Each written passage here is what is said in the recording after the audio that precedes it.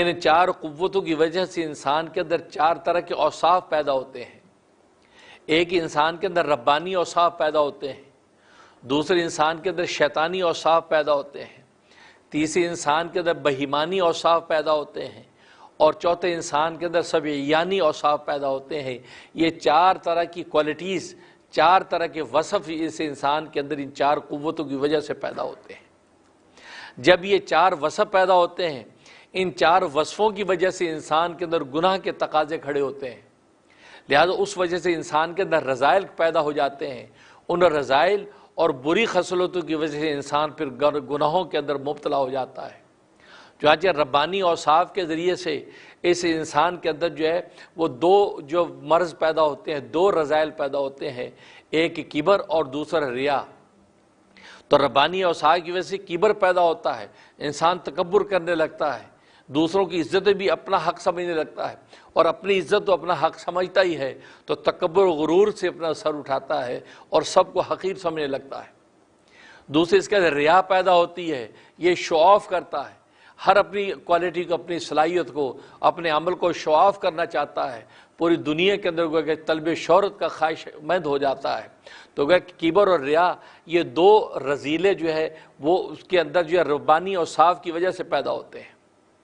دوسرے اس کے اندر شیطانی اوصاف، شیطانی اوصاف کی وجہ سے اس انسان کے اندر جو ہے وہ حسد پیدا ہوتا ہے۔ حسد اس انسان کے اندر شیطانی اوصاف کی سے پیدا ہوتا ہے۔ اس انسان میں مکر پیدا ہوتا ہے۔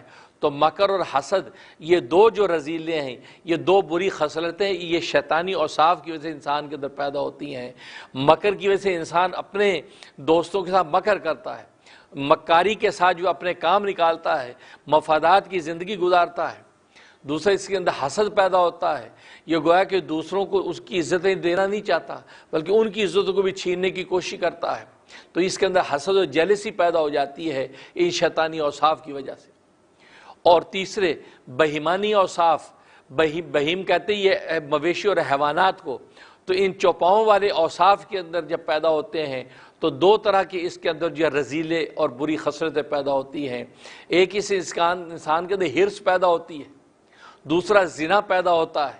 ہرس کی وجہ سے انسان ظاہر جیسے حیوانات مویشی ہرس سے ہر جگہ منہ مارتے ہیں، ان کو اس سے مطلب نہیں کہ کس کی چیز ہے کیا ہے۔ تو حریص جس طریقے سے ایک بہائم ہوتے ہیں، مویشی ہوتے ہیں، ایسے ہرس انسان کے اندر پیدا ہو جاتی ہے۔ دوسرے اس انسان کا زنا، گویا کہ کوئی بہیم جو ہوتے ہیں، ان بہائم کے اندر سوائے اس کے کھائیں پی اور جفتی کریں اور بچے پیدا ہوں، اس کے علاوہ ان کا اور کوئی مقصد نہیں ہوتا۔ تو گویا کہ یہ زنا کے تقاضے اس بہیمیت کے غلبے کی وجہ سے اس انسان کے اندر پیدا ہو جاتے ہیں۔ تو گویا کہ یہ انسان کے اندر ہرس اور زنا یہ بہیمیت کی قوت کی وجہ سے پیدا ہونے لگتے ہیں۔ اور چوتھے سبعیانی اوصاف، سبی کہتے ہیں جنگل کے درندوں کو، جیسے درندوں کے اندر چیرنے پھاڑنے اور ایک دوسرے پہ حملہ کرنے کی ایک گویا کہ ایک مادہ اور صلاحیت ہوتی ہے۔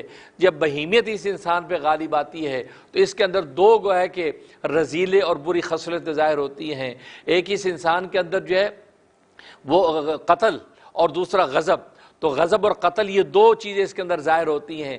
جیسے درندے ایک دوسرے پر جھپٹتے ہیں، اپنے کمزور پر جھپٹتے ہیں، ایسے یہ بھی کمزوروں کے حق کو جو ہے کھانے لگتا ہے۔ یہ بھی جو ہے کسی پر غصہ، کمزور پہ غصہ اور غضب ظاہر کرتا ہے۔ یہ بھی گویا کہ اپنے کمزوروں کو قتل کرنے کی کوشش کرتا ہے، جیسے درندے جو ہے اپنے سے کمزور کی جان لیتے ہیں۔ تو گویا کہ یہ سبیانی اوصاف کی وجہ سے یہ دو رذیلے سے انسان کے اندر پیدا ہو جاتے ہیں کہ اس انسان کے اندر غضب اور قتل، تو گویا کہ یہ دو جو ہے وہ رذیلے پیدا ہوتے ہیں۔ اب یہ 6 قسم کی جو اوصاف پیدا ہوئے، 6 قسم کی جو رذیلے پیدا ہوئے ہیں، بھائی یہی انسان کے گناہوں کا منشا بنتے ہیں۔ اس میں کبر و ریا پیدا ہوا، اس میں ہرس و زنا پیدا ہوا، اس میں غیظ و قتل پیدا ہوا، اسی طریقے سے دیگر اس کے اندر جو ہے وہ مکر و حسد پیدا ہوا۔ یہ رذائل جب اس انسان کے اندر پیدا ہوتے ہیں ان کی وجہ سے انسان پھر دنیا کے اندر گناہ کرتا ہے۔ جو رذیلہ جس بھی گناہ کی طرف اس کو مائل کرتا ہے وہ اس گناہ کے اندر مبتلا ہو جاتا ہے، لہذا گناہ اور معصیت کر کے وہ اللہ تبارک و تعالیٰ کی بغاوت اور سرکشی کا جو ہے مرتکب بنتا ہے۔